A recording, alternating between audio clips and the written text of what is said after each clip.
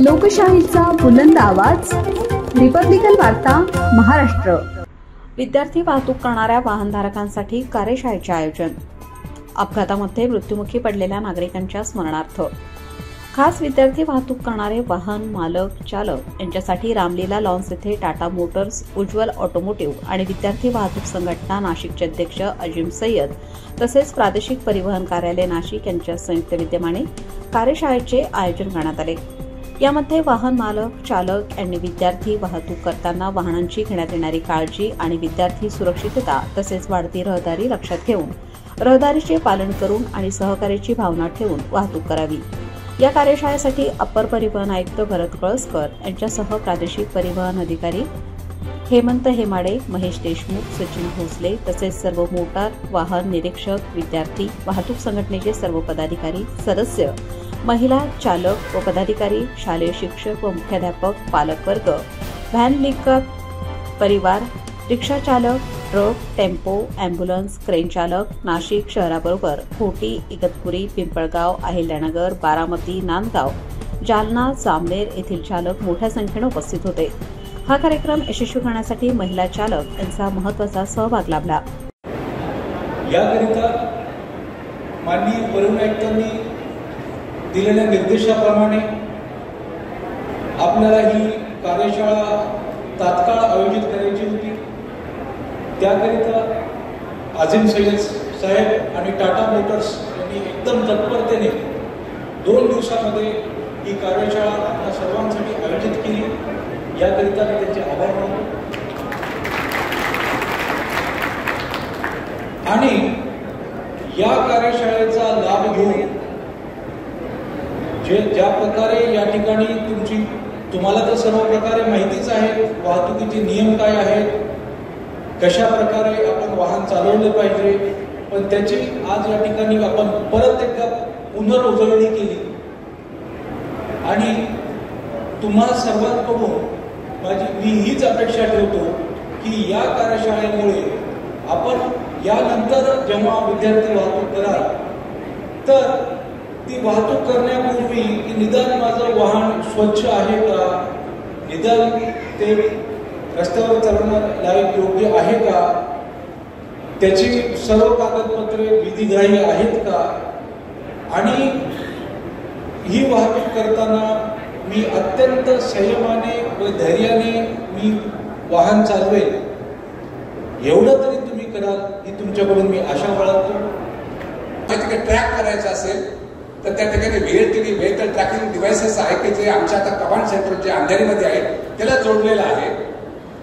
म्हणजे आपण जेवढी काही व्यवस्था निर्माण करायची आहे तेवढी व्यवस्था या ठिकाणी केलेली आहे, परंतु या व्यवस्थेमध्ये राखण्यामध्ये मेंटेनन्स ठेवण्यामध्ये ते कायमस्वरूपी त्याच अवस्थेमध्ये कसे राहील ही सगळ्यात महत्त्वाची गोष्ट आहे। आता आपण बघितलं नंदुरबारमध्ये आपल्या शिंदे साहेबांनी सांगितलं की अपघात झाला, दरवर्षी असं काही ना काही असा अपघात होतो आणि मग सगळ्यांचं लक्ष वेधलं जातं। तर माझ्या चालकांना एक नम्र विनंती आहे, एक गुड्स ट्रान्सपोर्टमध्ये चालक म्हणून काम करणं आणि पॅसेंजर ट्रान्सपोर्टमध्ये काम करणं आणि त्याही शिवाय लहान मुलांचं ट्रान्सपोर्टेशनमध्ये काम करणं आपली जबाबदारी खूप महत्वाची आहे। आपली गाडी चांगली आहे, तुम्ही तुमच्या कौशल्य तुमच्याकडे आहे। वाहन अपघात हे वाहन चालकांना गाडी येत नाही म्हणून होत नाही, कारण तो चालक रस्त्यावर हा सावधान नसतो, नियमाच्या पालन करायला म्हणजे सावधान म्हणजे तो अलर्ट नसतो, त्याला लक्ष दुर्लक्षित झालेलं असतं आणि अशा अवस्थेमध्ये त्याचा जो निष्काळजीपणा आहे तो अपघाताला कारणीभूत आहे। आणि म्हणून आपण चालकांनी या निमित्तानं आपण काळजी घ्यावी। या आपल्या नाशिक शहरामध्ये ज्याच्यावर आपण सगळ्यात जास्त प्रेम करतो अशा शहरामधल्या ज्या चिमुरड्यांचं सुरक्षितता कशी वाढेल या दृष्टीने आपण सगळ्यांनी प्रयत्न करायचे। जो कार्यक्रम आज लावलेला आपण विद्यार्थी वाहतूक संघटनेचा, मला खूप आनंद आहे। आमच्या विद्यार्थी वाहतूक संघटनेच्या सर्व पदाधिकारी व सर्व सभासदांना, याच्यामध्ये सर्व आपले फक्त विद्यार्थी वाहतूक करणारे लोकच आहे, त्याच्यामध्ये काय आमचे विद्यार्थी वाहतूक महिला पण इथं आलेले आहे। खूप आनंदाची गोष्ट आहे, जे पण काम घडलेलं आहे सर आपल्या नाशिक जिल्ह्यामधून तुमच्या प्रयत्नाने श्री भरत कळसकर साहेबांनी आम्हाला खूप मदत केलेली आहे. त्यांचं जेवढं कौतुक केलं गेलं, मी आज खरं सांगतो माझ्यासाठी खूप आनंदाची गोष्ट आहे. आज हा वेळ, आजचा दिवस त्यांनी मला दिला, आमच्या संघटनेसाठी दिला. इतर कुठलाच राजकारण नाही, आमची संघटना म्हणजे विद्यार्थी वाहतूक करणारी संघटना आहे. आणि त्याच्यासाठी आज साहेब तुम्ही आज आम्हाला मुंबईहून आपले सर्व RTO अधिकारी, सर्व आपले शासकीय अधिकारी ज्यांनी मला आज तुम्ही वेळ दिला, तुमच्या आमच्या संघटनेच्या वतीने तुमचे खूप खूप आभार मानतो. जे व्हिडिओ दाखवले 2015 मध्ये आमचे विद्यार्थी वाहतूक करणाऱ्या वाहतूकदारांना कोणी वाली नव्हता आणि वाली नसताना यांना विद्यार्थी वाहतूक करतात, त्या विद्यार्थी वाहतूक करणारे विद्यार्थी म्हणजे आज आपण जो नाव दिलाय विद्यार्थी वाहतूक संघटना, हा नाव नव्हतं यांच्याकडे, यांना कोणी ओळखायचं नाही. पण जेव्हा हे आमच्याकडे आले आणि त्यावेळेस आपण पण अधिकारी म्हणून इथं काम केलेलं होतं सर, त्या टायमिंगला हे माझ्याकडे आले आणि सांगितलं की आमच्या तो गाडीचा अपघात झाला होता, स्कूल प्रायव्हेट व्हॅन नाशिक रोडला त्याचा अपघात झाला, त्याला आग लागली होती आणि ती जळाली होती. त्याच्यावरून आपल्या शासकीय अधिकाऱ्यांनी त्या गाड्यांवरती कारवाई चालू केली होती आणि यांना काय पर्याय नव्हता व्यवसाय करायचा. हे लोक एकदम दुखवलेले होते, यांना मार्ग दाखवणारा कोण नाही होता. हे माझ्याकडे जेव्हा आले, मग यांना मी यांची एक मीटिंग घेतली. यांना पहिली गोष्ट यांना शिस्त लावली.